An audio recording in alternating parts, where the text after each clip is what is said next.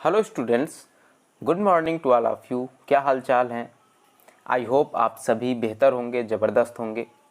दोस्तों, रीजनिंग की previous year series चल रही है और इस सीरीज़ में, इस कड़ी में आज 18 नवंबर 2021 की फर्स्ट शिफ्ट के क्वेश्चन मैंने लिए हैं इस क्लास में। तो चलिए इन्हें सॉल्व करते हैं और देखते हैं कि इसका सलूशन किस प्रकार करना है। और मैं यहाँ पर आपको इजी और शॉर्टेस्ट ट्रिक्स बताता हूँ कि आप किसी प्रश्न को कैसे सॉल्व कर सकते हैं।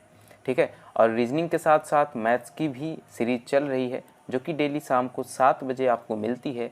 SSCGD में प्रीवियस ईयर मैथ्स के क्वेश्चन यानी 2021 में जो गणित के प्रश्न आए हैं उनका शिफ्ट वाइज हल मैं करा रहा हूँ। ठीक है। तो चलिए आज की क्लास की तरफ बढ़ते हैं और पहले क्वेश्चन पे आते हैं। पहला क्वेश्चन रीजनिंग का यह दिया गया है, बताइए इसका कौन सा ऑप्शन सही होगा। देखो यहाँ पर सबसे पहले पेपर को इस तरह से मोड़ा जा रहा है, फिर ऊपर से नीचे की तरफ मोड़ा जा रहा है और फिर इस पेपर को एक बार और इस तरह से मोड़ा जा रहा है। ठीक है। फिर जब पेपर इस तरह से एक त्रिभुज के आकार में मुड़ रहा है, यानी कि जब पेपर इस तरह से मुड़ जाता है तो इसे यहाँ पर इस तरह से गोल काटा जा रहा है और यहाँ पर इसे इस तरह से चौकोर काटा जा रहा है। लेकिन अगर आप पेपर के कोने में देखेंगे तो कोने में कहीं पर इसे काटा नहीं जा रहा है, केवल यह बीच में काटा जा रहा है इधर, और यहाँ पर इस गोल में काटा जा रहा है। अब जब पेपर को ऊपर की तरफ खोलेंगे यानी इस तरह से पेपर खुलेगा तो यहाँ पर यह गोल कंप्लीट हो जाएगा और यह जो काटा गया है इधर बीच में, यह कहाँ चला जाएगा? इधर इस कोने में चला जाएगा, इधर चला जाएगा। ठीक है। और फिर जब पेपर को ऊपर की तरफ खोलेंगे तो यह यहीं पर इस तरह से बन जाएगा और यह जो गोल है यह क्योंकि इस तरह से होगा तो यहाँ पर बन जाएगा और यह वाला जो पार्ट है यह पार्ट कहाँ पे आएगा?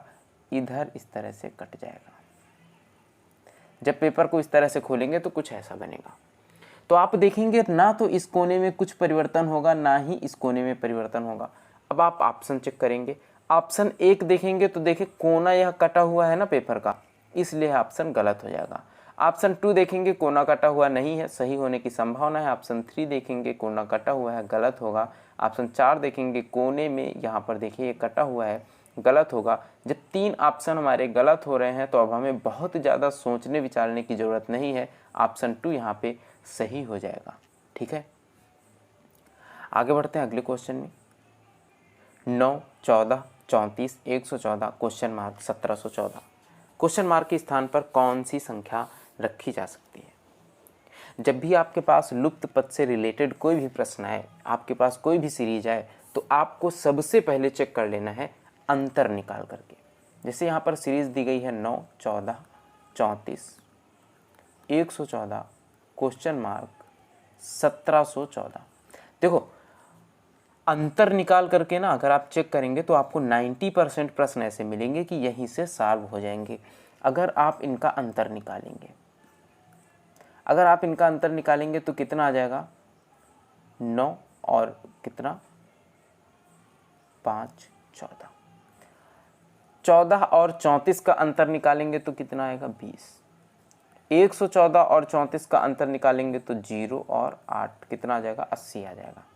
अब आप देखेंगे आपको यहाँ पे एक सीरीज मिल रही है, 5 का 4 गुना हो रहा है, 5 गुणे 4 कितना? 20, और फिर 20 का 4 गुना और 20 चौको 80, मतलब आगे 80 जुड़ा हुआ है। तो इसके बाद 80 का 4 गुना यानी 8 चौको 32, 320 इस 114 में जोड़ देंगे तो क्वेश्चन मार्क की जगह पर क्या आएगा? यह हमें मिल जाएगा।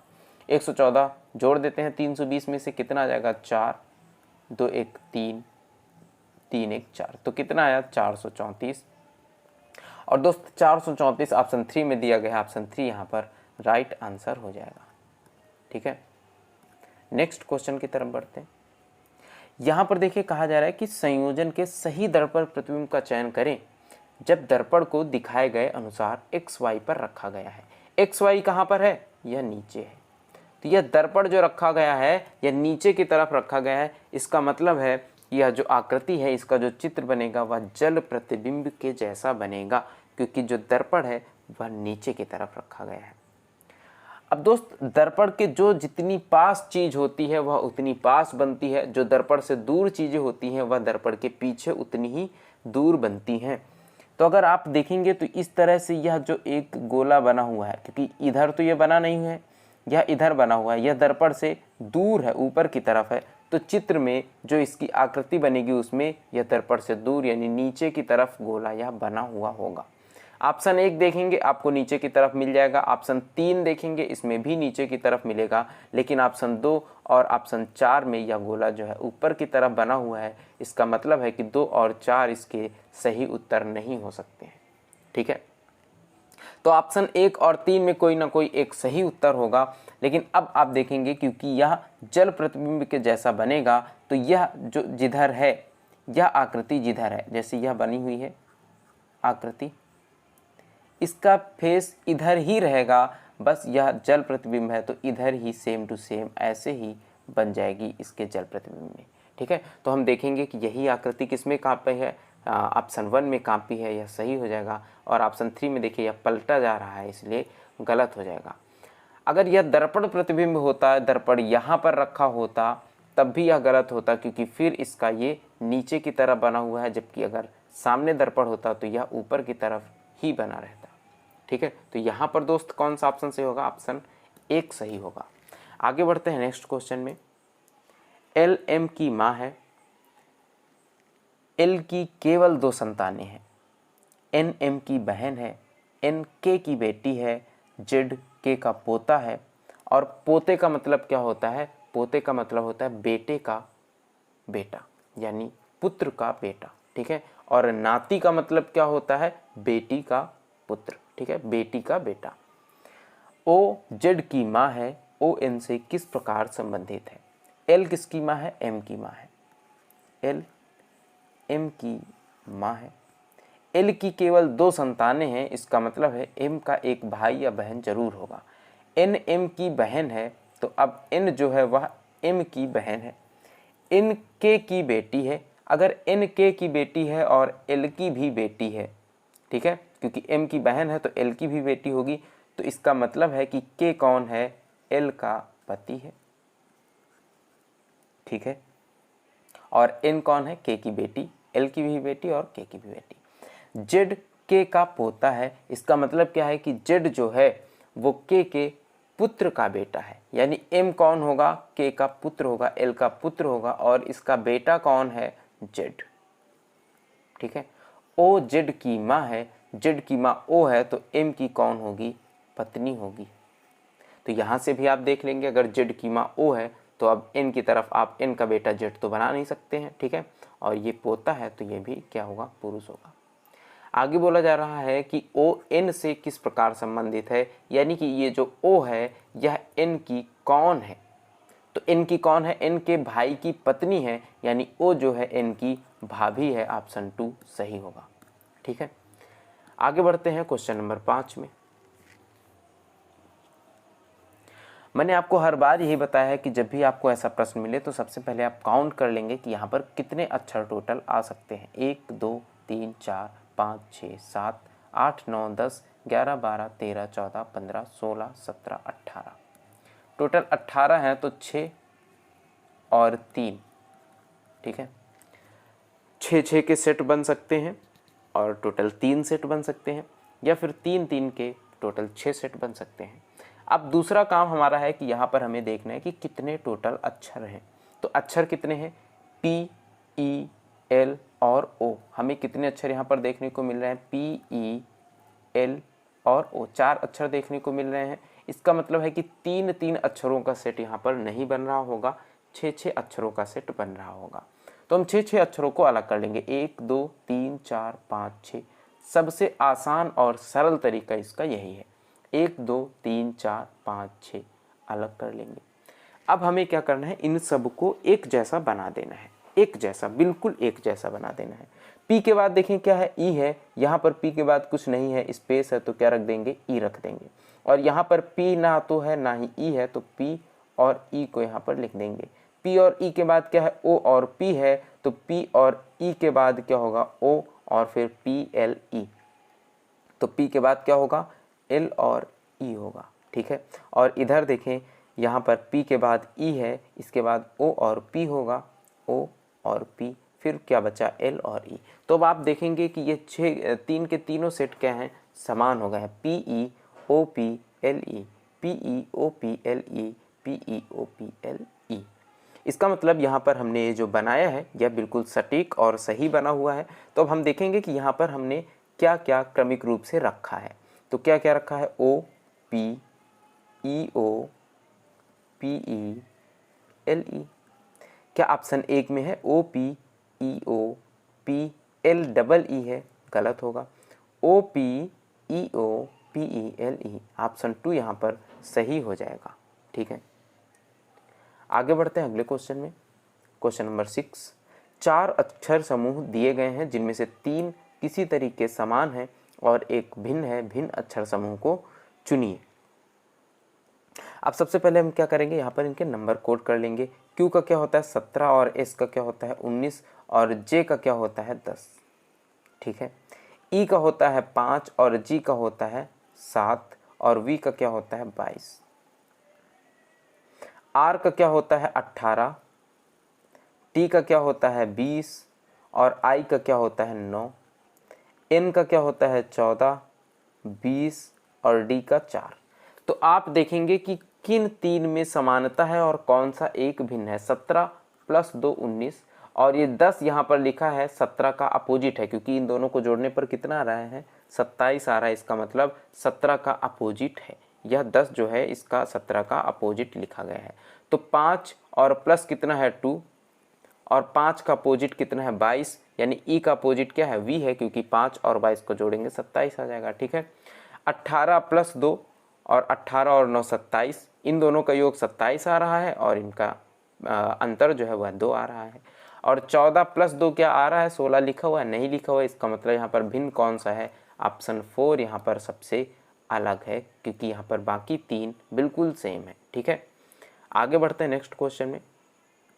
अगर आपको क्लास अच्छी लग रही है तो क्लास को लाइक कर दीजिए।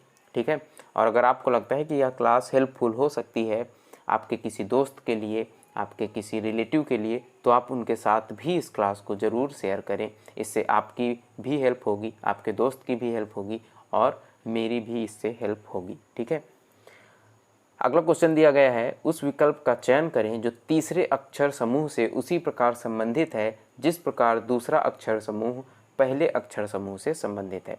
जिस प्रकार दूसरा पहले वाले से संबंधित है उसी प्रकार तीसरे वाले से कौन सा संबंधित है। तो यहाँ पर देखेंगे इनके बीच में क्या संबंध है, DHM अनुपात GCX। अगर इनके नंबर लिखें तो 4, 8 और 13, 7, 3 और 24। तो इनमें क्या समानता है, इनमें क्या समानता है अगर देखें तो क्या होगी 4 प्लस 3, 4 प्लस 3 हो रहा है, 8 माइनस 5 हो रहा है और 13 और कितना प्लस 9 हो रहा है। ठीक है, इसी तरह से इधर देखते हैं KOT, क्या कोई ऑप्शन मिल रहा है, हमें ये चेक करना पड़ेगा ना। 11, 15 और 20। जैसे यहाँ पर प्लस 3 हो रहा है और 7 आ रहा है तो 11 प्लस 3 करेंगे तो क्या आ जाएगा 13, 14 आ जाएगा और 14 का मतलब N होगा। यहाँ पर 8 माइनस 5 करा जा रहा है तो 15 माइनस 5 करेंगे तो 10 आ जाएगा, 10 का मतलब J हो जाएगा। और यहाँ पर 13 प्लस 9 किया जा रहा है तो 20 प्लस 9, तो 20 6 26 और 3 का मतलब C होगा।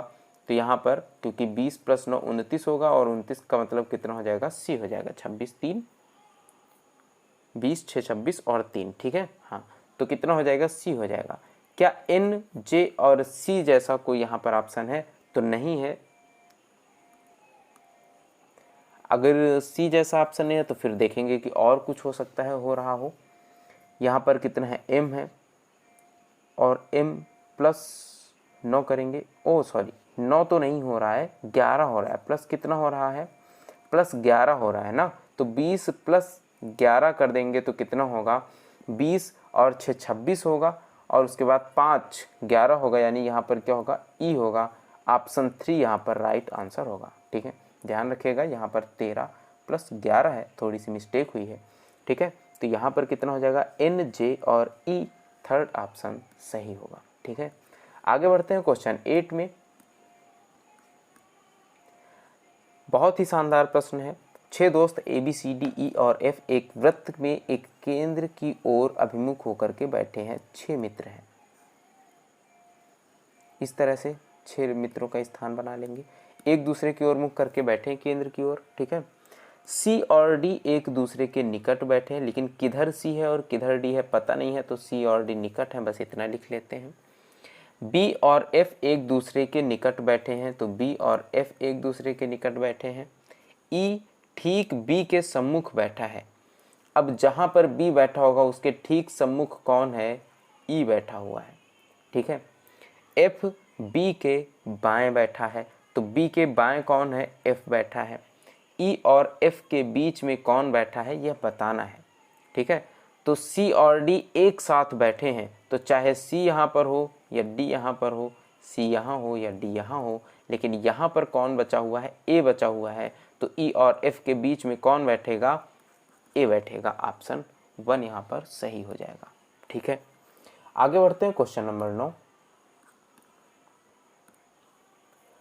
दिए गए समीकरण को सही करने के लिए किन 2 संख्याओं, अंकों को नहीं संख्याओं को आपस में बदला जाना चाहिए?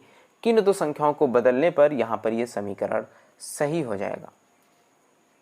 जैसे यहाँ पर पहला ऑप्शन दिया गया है 8 और 14। अगर हम यहाँ पर 8 की जगह पर 14 लिख दें तो क्या यह पूरी तरह से विभाजित हो जाएगी? 40 और 5 नहीं होगा 14 से विभाजित, क्योंकि बटे में 7 आ जाएगा। फिर यहाँ पर भिन्न में आंसर आएगा या दशमलव में आएगा, जो कि यहाँ पर बिल्कुल नहीं हो पाएगा, क्योंकि यहाँ पर 53 है, दशमलव में नहीं है। तो पहला ऑप्शन तो गलत हो जाएगा। और दूसरे में 8 और 3 को बदला जा रहा है, तो 8 यहाँ पर आ जाएगा, 3 इधर आ जाएगा, तो बटे 3 हो जाएगा, क्योंकि 3 से ना तो 40 कटेगा और ना ही 5 कटेगा। फिर बटे में 3 रहेगा और फिर यहाँ पर मामला गड़बड़ हो जाएगा, क्योंकि भिन्न में यहाँ पर उत्तर आएगा। तो दूसरा भी नहीं होगा। 5 और 8 को बदलने पर अगर 8 इधर आ जाए 5 इधर आ जाए तो 5 से संख्याएं कट सकती हैं। इसका मतलब हम इसे चेक कर सकते हैं। तो 5 की जगह पर 8 लिख देते हैं गुणे 40 और भागित यहाँ पर 5 लिख देंगे प्लस 3 माइनस 14। 5 से भाग करेंगे तो 5 अट्ठे 40, 8 अट्ठे 64 हो जाएगा। 64 प्लस 3 माइनस 14, 64 माइनस 14 कितना होगा? 50 होगा, प्लस 3 है तो कितना हो जाएगा? 53 हो जाएगा दोस्त। ऑप्शन 3 यहाँ पर राइट आंसर हो जाएगा। आगे बढ़ते हैं क्वेश्चन 10। 6 दोस्त रवि, काव्या, महिमा, गीता, मोहन और नेहा एक सीधी पंक्ति में उत्तर की ओर अभिमुख होकर बैठे हैं। काव्या किसी भी अंतिम छोर पर नहीं बैठी है। यह पॉइंट आपको ध्यान रखना है कि काव्या जो है वह किसी भी अंतिम छोर पर नहीं है। नेहा ठीक रवि और मोहन के बीच में बैठी है, लेकिन रवि किधर है और मोहन किधर है पता नहीं है। तो रवि और मोहन के ठीक बीच में कौन है? नेहा। इस तरह से हम इसे बना लेंगे कि रवि और मोहन के बीच में कौन है? नेहा है, ठीक है। मोहन ठीक गीता के दाईं ओर पड़ोस में बैठा है। अगर यहाँ पर गीता है तो गीता के ठीक दाईं ओर पड़ोस में कौन है? मोहन है। और मोहन और रवि के बीच में कौन है? नेहा। तो अब नेहा इधर हो नहीं सकती है। नेहा मोहन के दाईं तरफ बैठेगी और नेहा के दाईं तरफ कौन बैठेगा? रवि बैठेगा, ठीक है। आगे रवि और काव्या के बीच 3 दोस्त बैठे हैं। क्योंकि टोटल 6 लोग हैं तो इधर रवि और काव्या बैठ नहीं सकती हैं, क्योंकि काव्या अगर इधर बैठेंगी तो 1 और 3 दोस्त ये होंगे, 3 1 4 5 6 7 8 लोग हो जाएंगे। तो रवि और काव्या के बीच कितने दोस्त बैठे हैं? 3। तो काव्या किधर होंगी? 1 2 3, काव्या यहाँ पर बैठेंगी, ठीक है। आगे बोला जा रहा है काव्या ठीक महिमा के दाईं पड़ोस पे बैठी है। इसका मतलब महिमा जो है वह कहाँ बैठी है? काव्या के ठीक बाईं ओर, क्योंकि महिमा के दाईं ओर कौन है? काव्या है। अब यहाँ पर देखें 6 के 6 लोग यहाँ पर बैठ चुके हैं, इसी क्रम में बैठेंगे। बाएं छोर से 5वें स्थान पर कौन बैठा है? अगर सब के सब उत्तर सम्मुख हैं तो बायां छोर कौन सा होगा? अपना बायां छोर होगा, ठीक है। अपना बायां छोर होगा। बाएं छोर से 5वें स्थान पर कौन बैठा है? तो 1 2 3 4 5वें स्थान पर कौन है दोस्त? नेहा है। ऑप्शन 2 यहाँ पर राइट आंसर हो जाएगा, ठीक है। आगे बढ़ते हैं क्वेश्चन नंबर 11। कपड़े का संबंध कपास से उसी प्रकार है, यानी जो कपास है उससे क्या बनता है? कपड़े बनते हैं। उसी प्रकार जैसे आटे का संबंध किससे है? तो आटा किससे बनता है? अगर कपास से, क्योंकि कपास से क्या बनता है, कपास क्या है, रुई है, और रुई से क्या बनता है, कपड़े बनते हैं, धागा बनता है, फिर कपड़े बनते हैं। तो आटा किससे बनता है? आटा बनता है गेहूं से। गेहूं पैदा किया जाता है, फिर उससे आटा बनाया जाता है। जिस तरह कपास की खेती करी जाती है और कपड़ा बनाया जाता है, उसी तरह गेहूं की खेती करी जाती है और आटा बनाया जाता है। ठीक है, आगे बढ़ते हैं। क्वेश्चन नंबर 12, उस विकल्प का चयन करें जिसमें दी गई आकृति अंतर्निहित है, घुमाने की अनुमति नहीं है। आपको ना तो आकृति घुमानी है, ना ही कोई ऑप्शन घुमाना है। यह आकृति किसमें बनी हुई है, यह आपको ढूंढ करके बताना है। तो जब घुमाना नहीं है, इधर हमको ये एक गोला जैसा यहाँ पर देखिए बना हुआ है चाहिए, तो पहले ऑप्शन में तो है नहीं। दूसरे ऑप्शन में यह तो मिल जाएगा हमें, लेकिन उसके बाद यह इस तरह से मिल गया। यहाँ पर अगर इस तरह से होता तो यह ऑप्शन सही होता, लेकिन नहीं है, इसका मतलब दूसरा भी गलत है। और तीसरे ऑप्शन में ये बिल्कुल टेढ़ा टेढ़ा बना हुआ है, गलत हो जाएगा। चौथा ऑप्शन अगर आप देखेंगे तो आपको इसमें से जो आकृति दी जा रही है यह एज इट इज़ मिल जाएगी, सेम टू सेम वही आकृति हमें यहाँ पर देखने को मिल जाएगी। ऑप्शन 4 यहाँ पर सही हो जाएगा। ठीक है, क्वेश्चन नंबर 13, यहाँ पर देखिए REMAIN को क्या लिखा जा रहा है? 9, 22, 14, 26, 18 और 13 लिखा जा रहा है। तो मशीन को क्या लिखा जाएगा?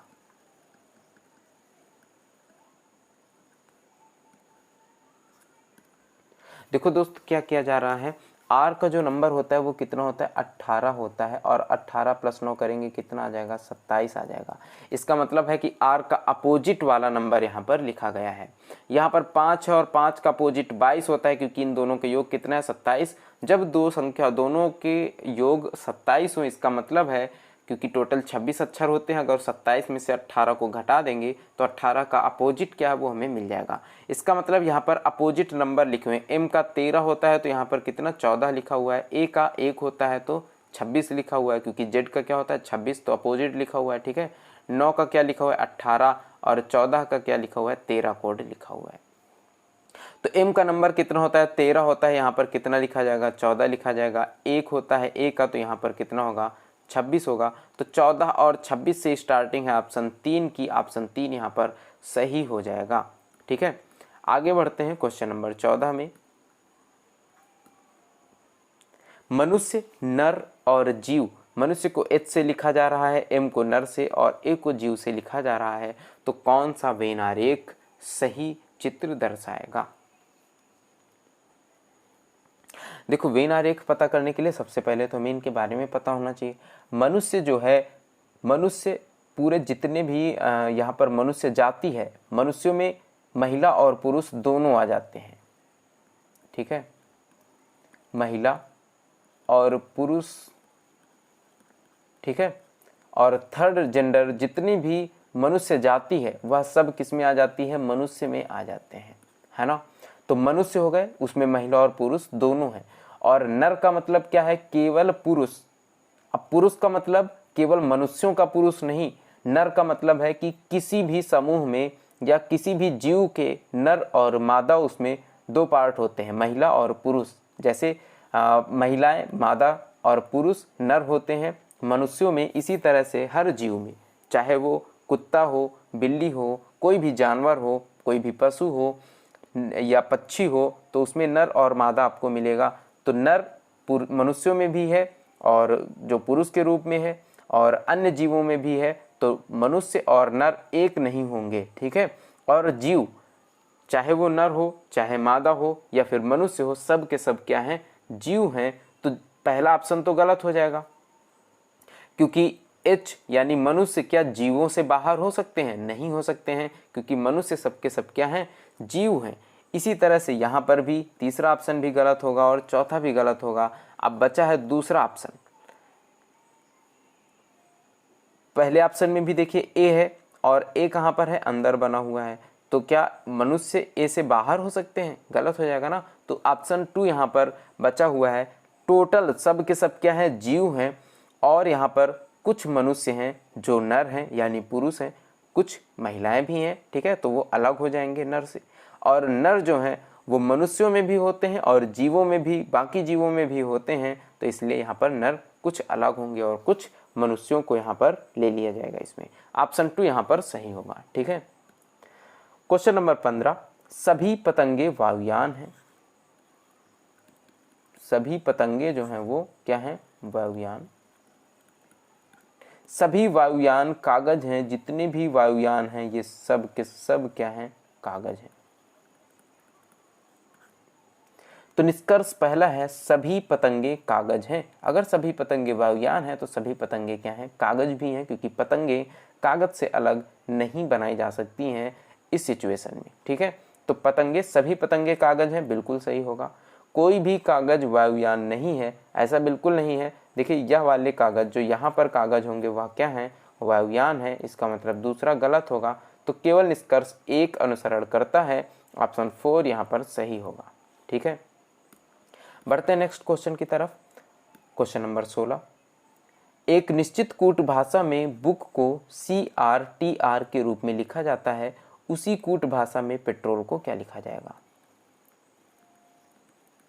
बुक को क्या लिखा जा रहा है? CRTR। और उसी कोड भाषा में पेट्रोल को क्या लिखा जाएगा? PETROL। सबसे पहले आपको क्या करना है? यहाँ पर इनका कोड लिख लेना है, नंबर लिख लेना है। 15 15 11 3 18 20 और R का 18। 2 प्लस कितना हुआ दोस्त? 1 हुआ। 2 प्लस 1 3 और 15 प्लस 3 कितना हुआ? 18 हुआ। 15 प्लस 5 20 हुआ और 11 प्लस 7 कितना हुआ? 18 हुआ। यानी यहाँ पर विषम संख्या के रूप में लगातार बढ़ रहे हैं। ठीक है। पहले 1 प्लस होगा, इसमें प्लस 1 होगा। पी का कितना होता है? 16। 16 प्लस 1 17। 17 का मतलब क्यू।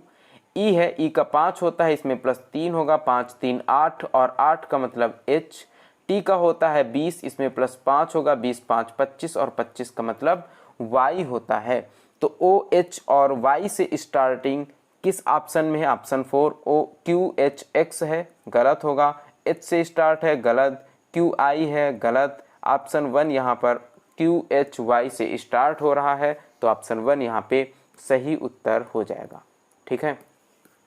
इसी तरह से इसमें आगे बढ़ता जाएगा। प्लस 7 होगा, प्लस 9 होगा और प्लस 11 होगा।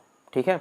आगे बढ़ते हैं। अगला क्वेश्चन, वह सही विकल्प चुने जो दिए गए शब्दों को उसी क्रम में व्यवस्थित करता है जैसे कि वे अंग्रेजी शब्दकोश में दिखते हैं।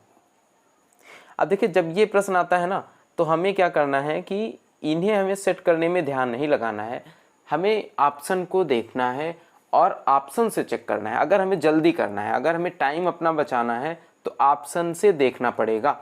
जब हम ऑप्शन देखेंगे तो हमें यहाँ पर 4 सबसे पहले दिख जाएगा कि सब में 4 पहले ही है।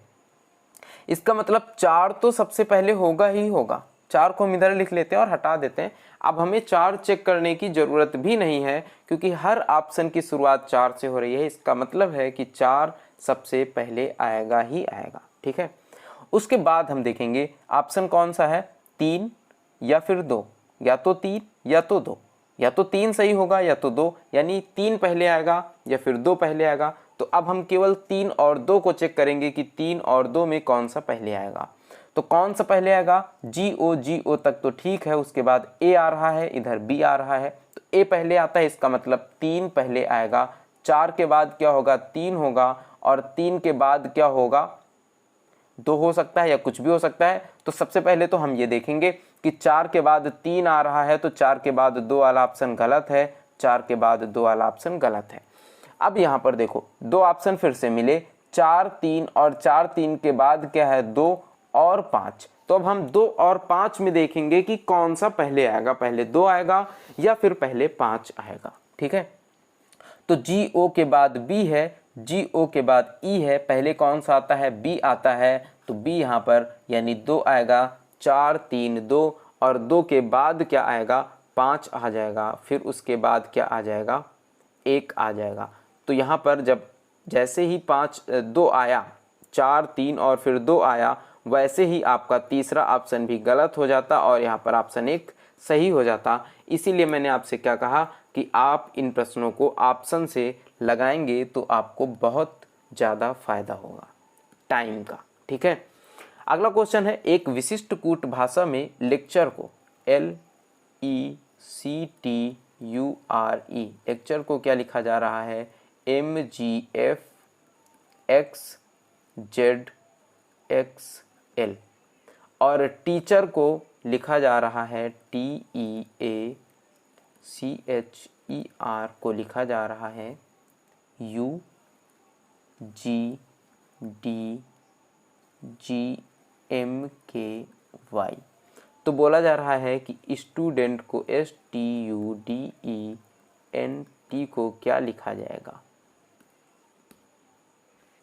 देखिए यहाँ पर अगर हम इनके नंबर लिखें तो क्या आएगा? 12, 5,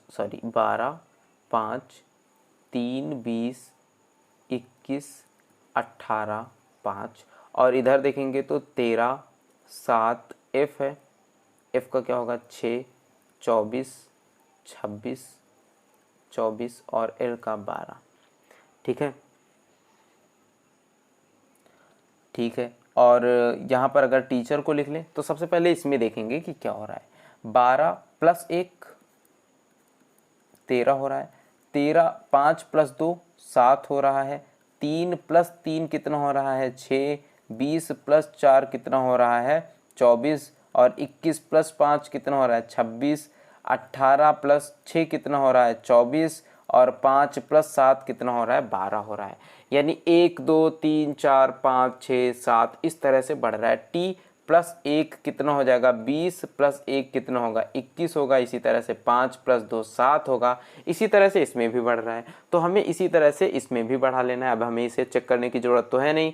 तो यहाँ पर 19 + 1 कितना होगा? 20 होगा, यानी पहले सबसे क्या होगा? T होगा। और ये है 20 + 2 कितना होगा? 22 और 22 का मतलब क्या है? V है, तो T और V हर ऑप्शन में है। इसके बाद U है, 21 + 3 होगा, 24 आ जाएगा। 24 का मतलब है X, तो TVX 2 ऑप्शन में दिया गया है, 2 और 3 यहाँ पर गलत हो जाएगा। इसके बाद यहाँ पर 4 है और इसमें कितना प्लस होगा? 1, 2, 3, 4, 8 आ जाएगा। 8 का मतलब H, तो TVX और H ऑप्शन 4 सही होगा। TVX और J ऑप्शन 1 गलत हो जाएगा। ठीक है, आगे बढ़ते हैं नेक्स्ट क्वेश्चन में। क्वेश्चन नंबर 19, दिए गए विकल्पों में से उस संख्या को चुनिए जो निम्न श्रृंखला में प्रश्नवाचक चिन्ह का स्थान ले सकती है।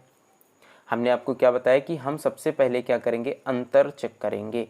38, क्योंकि 99% प्रश्न आप ये मान लीजिए कि अंतर निकाल करके सॉल्व हो जाएंगे। ठीक है, 258।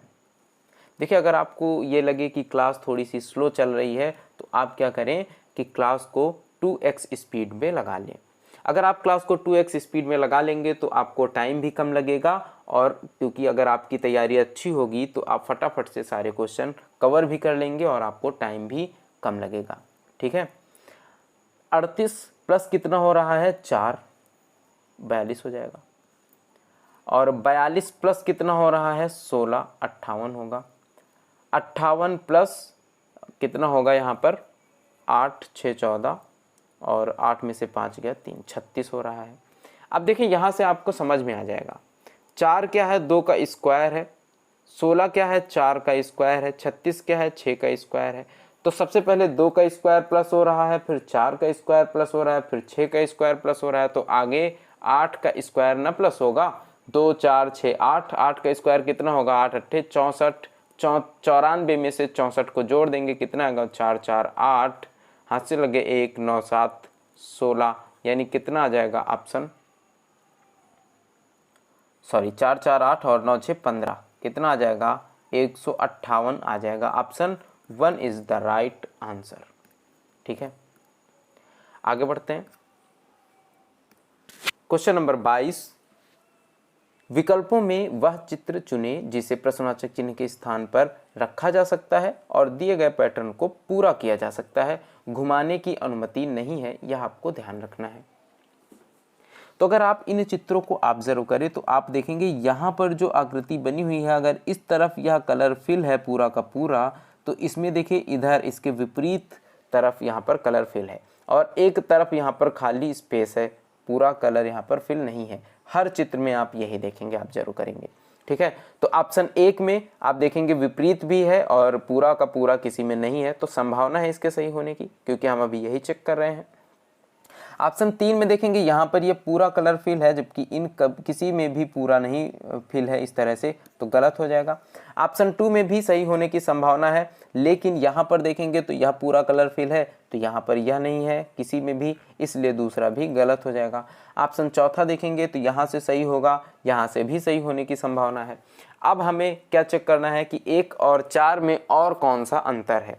तो 1 और 4 में देखेंगे तो यहाँ पर यह लाइन नहीं बनी हुई है और यहाँ पर यह लाइन भी आगे बनी हुई है। तब हम आगे इस प्रश्न में देखेंगे कि क्या यहाँ पर यह लाइन पूरी यहाँ से बनी हुई है, तो आप देखेंगे कि यहाँ से यह पूरी लाइन यहाँ तक बनी हुई है, यानी इसके आगे भी इस तरह से लाइन बनी हुई है, इसके आगे भी इस तरह से लाइन बनी हुई है। अगर यहाँ पर लाइन बनी हुई होती तो ऑप्शन 1 भी सही होता, नहीं बनी हुई है, ऑप्शन 1 गलत होगा और ऑप्शन 4 यहाँ पर एक ऑप्शन बचा है वो सही हो जाएगा, ठीक है।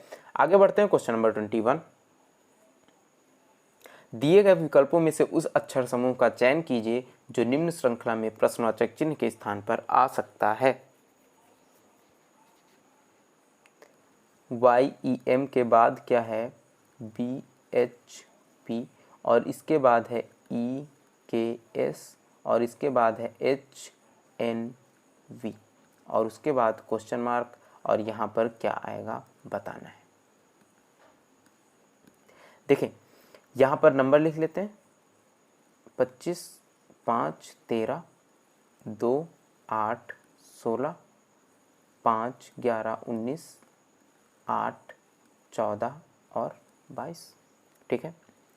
25 है, 25 एक 26 होता है और 26 के बाद फिर से ए से स्टार्ट होगा, तो यहाँ पर कितना प्लस है, +3 है ना। 25 एक 26 और 2 कितना प्लस है, 3 प्लस है। और ई में देखेंगे कितना प्लस है, +3 है। इसी तरह से 13 + 3 16 है।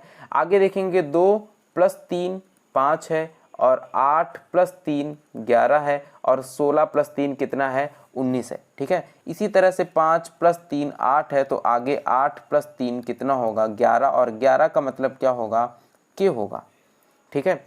आगे के है, 11 है, 11 + 3 14 है, तो 14 + 3 होगा और कितना हो जाएगा, 17 होगा, और 17 का मतलब क्यू होगा। तो के और क्यू से स्टार्ट कौन सा ऑप्शन है, ऑप्शन 1, बाकी सब क्या होंगे, गलत होंगे, ठीक है।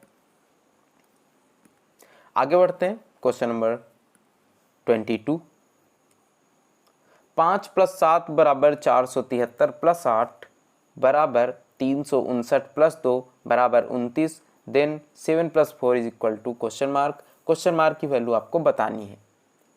देखिए यहाँ पर यह प्रश्न मैंने काफ़ी कोशिश की, लेकिन मुझे समझ में नहीं आया है कि इसका प्रोसेस क्या है, किस तरह से इसमें दिया गया है, ठीक है। तो अगर आप में से किसी को इसका आंसर पता है, या फिर आपको इसका प्रोसेस पता है कि किस तरह से आंसर आएगा, आंसर तो मैं बता देता हूँ, इसमें कितना आएगा, 39 आएगा, लेकिन किस तरह से आएगा अगर आप में से किसी को पता है तो कमेंट करके ज़रूर बताइएगा, ठीक है। बढ़ते हैं नेक्स्ट क्वेश्चन की तरफ, क्योंकि मुझे तो नहीं लग रहा है कि इस ऑप्शन में क्या होगा, मुझे समझ में नहीं आया है। तो अगर आपको पता है तो आप बता सकते हैं, ठीक है। बाकी रीजनिंग में मैं ये भी नहीं कह सकता हूँ कि यह प्रश्न गलत है, हो सकता है सही हो, मुझे ही ना समझ में आया हो। तो अगर आप में से किसी को भी इस प्रश्न का पता है कि किस तरह से इसका उत्तर 39 होगा, तो कमेंट करके ज़रूर बताइएगा, ठीक है। बढ़ते हैं नेक्स्ट क्वेश्चन की तरफ, क्वेश्चन नंबर 23। एक ऐसे पासे की 2 अलग अलग स्थितियां दर्शाई गई हैं जिसके सभी पृष्ठों पर 4, 5, 6, 7, 8 और 9 में से एक एक संख्या अंकित है। उस संख्या का चयन करें जो 9 दर्शाने वाले फलक के विपरीत पर होगी। दोनों पासों में देखेंगे कि कौन सी सतह कॉमन है, तो 5 और 5 एक सतह कॉमन है दोनों में। 5 से स्टार्ट करेंगे पहले पासे में, 5 के बाद क्या आएगा, इस दिशा में इसे घुमाएंगे तो 5 के बाद क्या आएगा, 9, और 9 के बाद क्या आएगा, 8। और यहाँ पर 5 से स्टार्ट करेंगे और इस दिशा में घूमते हुए लिखते जाएंगे तो 5 के बाद 7, और 7 के बाद क्या आएगा, 6 आएगा। पूछा जा रहा है कि 9 के विपरीत कौन सा फलक होगा, तो दोस्त 9 के विपरीत कौन सा फलक होगा, 7 होगा। ऑप्शन 2 यहाँ पर सही होगा, ठीक है। आगे बढ़ते हैं क्वेश्चन नंबर 24। दिए गए पैटर्न का ध्यानपूर्वक अध्ययन करें और उस संख्या का चयन करें जो इसमें प्रश्नवाचक चिन्ह के स्थान पर आ सकती है। 7, 343 और 3, 5 क्वेश्चन मार्क और 4, 2, 256 और 8। अगर आप इसमें ऑब्जर्व करें तो क्या हो रहा है, 7 की घात 3 कर दिया जाएगा तो कितना आ जाएगा, 343 आ जाएगा। 2 की घात 8 किया जाएगा तो कितना आएगा, 256 आएगा। इसका मतलब क्या है कि 5 की घात हम 4 कर लेंगे और 5 की घात कितना होगा दोस्त, 625 होगा। तो क्वेश्चन मार्क की जगह पर कितना आ जाएगा, 625। ऑप्शन 1 यहाँ पर राइट आंसर हो जाएगा। ठीक है, क्वेश्चन नंबर 25 देखते हैं। उस विकल्प का चयन करें जो तीसरी संख्या से उसी प्रकार संबंधित है जिस प्रकार दूसरी संख्या पहली संख्या से संबंधित है। तो पहली संख्या से किस तरह से संबंधित है, 8 गुना है, 7 गुणे 8 कर देंगे तो कितना आ जाएगा, 56 आ जाएगा। इसी तरह से 13 गुणे 8 कर देंगे तो कितना आ जाएगा, 13 8 104 आ जाएगा। 104 आपको ऑप्शन में मिल रहा है, तो आंसर कौन सा सही होगा, 104 सही हो जाएगा। ठीक है, तो यह थे 25 प्रश्न आज के। और क्लास कैसी लगी है ज़रूर बताइएगा कमेंट करके। और अगर क्लास अच्छी लगी है तो लाइक कर दीजिए, चैनल पर नए हैं तो सब्सक्राइब कर लीजिए, क्योंकि आपको डेली क्लासें मैं दे रहा हूं, डेली क्लासें आपके लिए रिकॉर्ड कर रहा हूं। ठीक है, मेहनत कर रहा हूं। तो आप अगर आपको लगता है क्लासें यूजफुल हैं तो इन्हें शेयर भी कर दीजिए अपने दोस्तों के साथ। ठीक है, और मैं मिलूँगा आपको नेक्स्ट क्लास में। तब तक के लिए बाय बाय, टेक केयर, जय हिंद।